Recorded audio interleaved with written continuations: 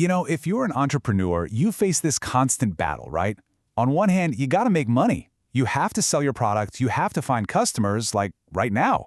But on the other hand, there's that nagging voice in your head, the one telling you to get all your legal ducks in a row first. Get too bogged down in paperwork and you might never even launch. But ignore it, and your whole dream could just crash and burn. So what do you actually focus on, and when? Okay, so there's this quote I just love. Build the engine before you paint the car. It's the perfect mantra for anyone who just wants to get things done. It's that voice saying, hey, stop worrying about LLCs and just find someone, anyone, who will actually pay you for the thing you're building. Focus on the revenue, not the red tape. It feels right, doesn't it? But here's the thing. It's only half the story. Because this is the flip side. This is that fear that if you don't lay the right legal and financial groundwork from day one single mistake could wipe out everything. Not just your business, but your personal savings, your house, the whole shebang. It's a paralyzing thought, and honestly, it stops a lot of amazing ideas dead in their tracks. So, how do we solve this? Well, we're going to use a framework I call the entrepreneur's risk pyramid. We're going to tackle these risks in order, from the ground up, starting with the one that matters most at the very beginning. So let's start at level 1, the foundation. And at this stage, you've got one job, and one job only. Validate that idea. You know, the moment you start, even before you file a single piece of paperwork, you're already in business. The law calls it a sole proprietorship. It's the default. It's simple. It's free. But the most important part is right there in that last line. You and the business are legally the same thing. And that's the big catch. Its debts are your debts. This is where we all start. So, let's be crystal clear. At this foundational level, your biggest risk isn't a lawsuit. It's not some obscure legal problem. The thing that will actually kill your business is spending months or even years building an engine for a car that absolutely nobody wants to drive. So your one and only job is to prove it. Prove that someone will pay you for what you're offering. That's it. Okay, so let's climb up to the next level of the pyramid. You only get here once you've proven your idea, once you actually have some money coming in, something to protect. Now it's time to build a shield. This is all about protecting your personal assets from your business.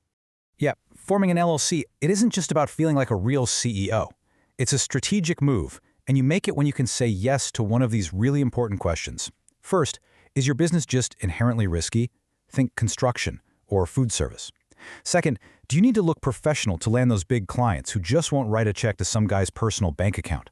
Or third, are you actually making enough profit, say over 50 or 60 grand, where the tax advantages really start to save you some serious cash?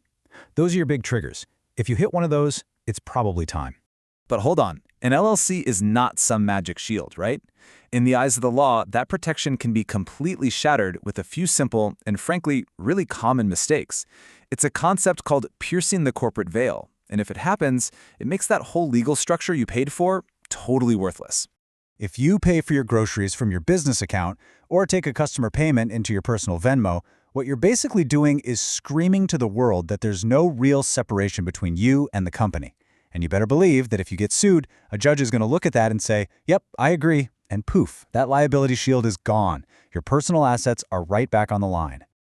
All right, so you've built your shield. The business is protected from outside threats. Now let's move up the pyramid and protect it from the inside. This level is all about having a crystal clear blueprint for managing your relationships with your business partners. Man, this quote just hits the nail on the head. You and your co-founder might be best friends today, but assuming you'll just get along forever is one of the biggest, most expensive mistakes you can make. Because when the pressure's on, that handshake deal you made over a beer, it's just not going to cut it. And this, oh man, this is the classic recipe for disaster. The 50-50 ownership split. It feels so fair, doesn't it? But what it really does is create a massive crack right down the middle of your company. The second you have a real disagreement, you're at a complete and total deadlock. The business grinds to a halt, and you're both just stuck. And that is exactly why you need a real playbook. Look, an operating agreement isn't about mistrusting your partner. It's about clarity. It's the blueprint that answers all those tough what-if questions before they turn into business-ending fights. It literally saves the company when a personal relationship gets strained. All right, let's head to the top of the pyramid, the fortress. Your business is growing. You've got employees, you've got way more customers, a much bigger footprint. But with all that growth comes some seriously bigger threats you've got to defend against. So check this out. If you have just one employee who drives for your business, doesn't matter if it's a company truck or their own beat-up sedan, you are exposed to this terrifyingly modern risk. It's called a nuclear verdict. These are jury awards of over $10 million, and they are becoming shockingly common. An award like that can literally vaporize a business overnight. And you won't believe how easy it is for this to happen. Look at this timeline. Day 1, your employee gets a really bad ticket. But a lot of companies only check driving records once a year. That creates this massive visibility gap in between. If an accident happens during that time, a court can rule that you were negligent because you should have known that driver was a risk. I mean, how scary is that? And look, the risk isn't just out there on the road. As you grow, data privacy becomes an absolute minefield. There's not just one set of rules. No, there's this confusing patchwork of more than 20 different state laws, plus the super strict GDPR rules in Europe that apply if you have even one single customer over there. For a small business, it's a total compliance nightmare. And let me be crystal clear, the stakes here are absolutely massive. For a small or medium-sized business, a big data breach isn't just a fine or some bad PR. It is an extinction-level event. 60% of them go out of business within 6 months. So, what's the big takeaway from all this? It's that managing risk isn't about panicking and trying to do everything all at once. It's a logical progression. You climb the pyramid as you grow. First, you validate your idea. Then, you protect your assets. After that, you structure your partnerships. And finally, you defend against those big threats that come with scale. See, the whole point of this pyramid is to help you stop worrying about everything all at once and to focus your precious time and money on the risks that actually matter at the stage you're in right now.